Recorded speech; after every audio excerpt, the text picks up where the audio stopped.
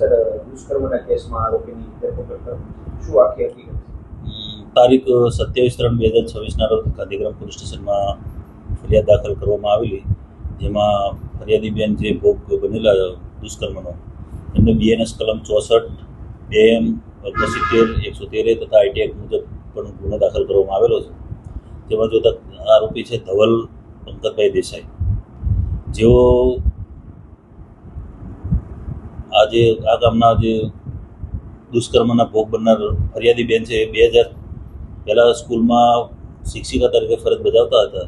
તે વખતે એમના એક સ્ટુડન્ટ તરીકે આજે આરોપી છે રહી ચૂકેલો. ત્યારે 2024માં આરોપીએ ફેસબુક દ્વારા શિક્ષિકાને સંપર્ક કરી એકબીજાના પરિચયમાં આવ્યા બાદ એકબીજાને મળ્યા પછી એકબીજાને લગ્નની લાલચ આપી, લગ્ન કરીશ એવી લાલચ આપી, લગ્નની લાલચ આપીને એની સાથે શરીર સંબંધ બાંધી અલગ અલગ જગ્યાએ ફરી તેની જોડે દુષ્કર્મ કરેલું.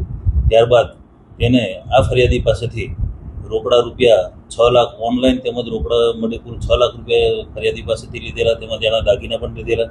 પાછા નહીં આપીને લગ્ન નહીં કરવું એવું કહેતા આ ફરિયાદીએ હાલ ગુનો દાખલ કરેલો છે.